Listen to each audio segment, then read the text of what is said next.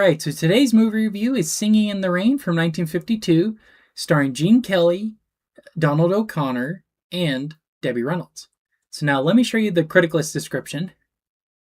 In 1927 Hollywood, a silent film star falls for a chorus girl just as he and his paranoid screen partner struggle to make the difficult transition to talking pictures. All right, so the plot, I give it a 5 out of 5. I love this story. I think it works really well at showcasing the history of Hollywood, moving from silent to sound, but also moving from more dramatic films, more historical dramas, to then musicals. And this movie is a great, great example of that. The story flows along really, really well. You like the characters, you like their history, and I think it's woven together very, very well, seeing the differences between the two. I was very, very impressed with it. 5 out of 5, for sure. All right, the acting, I give it a 5 out of 5. I think everybody is fantastic in it and does their role really, really well. Especially Gene Kelly and Debbie Reynolds. They're fantastic. But also, I want to give a shout out to Donald O'Connor. He's really funny, really charismatic, and a very interesting character. And I'd also give a shout out to the actress who plays, what's her, Lena? I think it's Lena Lamont is her name. She's really funny. And I can't stand him. Really, really funny. Just all around a great cast that's really entertaining and really engaging with the story.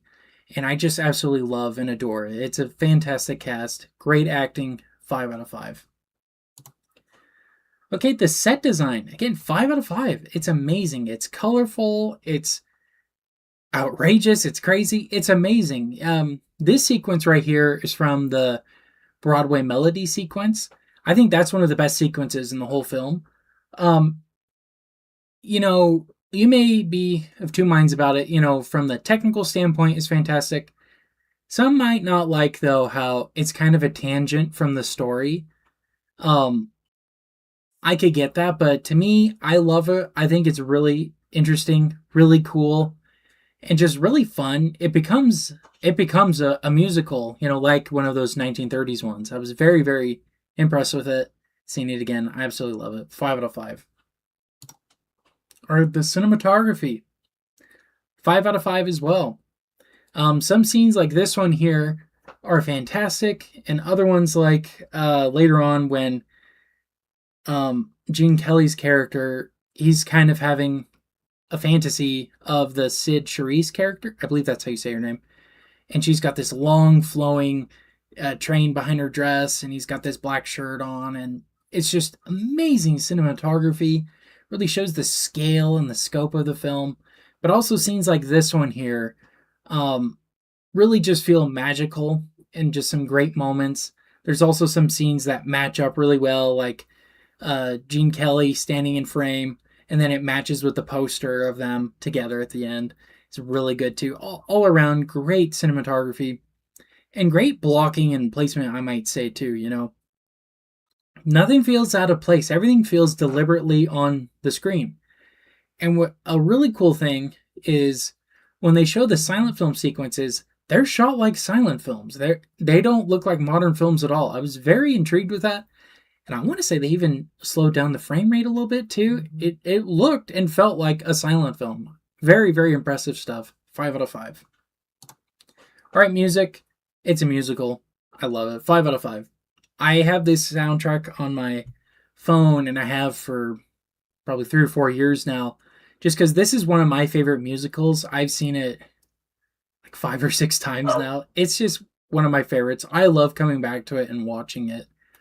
My favorite song, probably the Good Morning song. I love the Singin In The Rain song. Yeah, every song in it is so iconic and so entertaining. 5 out of 5, for sure.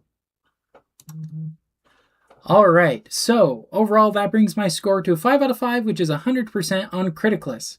So let me break down my Criticless score. Graphic language, none. Violence, not really. Like the slapstick kind, but nothing gory or anything like that.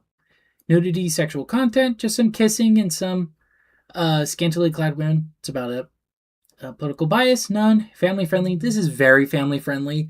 In fact, if you want to get your kids started into watching old movies, I recommend starting out with something like Singin' in the Rain or Wizard of Oz or whatever, because these are very energetic and very entertaining and fast and whatnot. I think kids would like them a lot.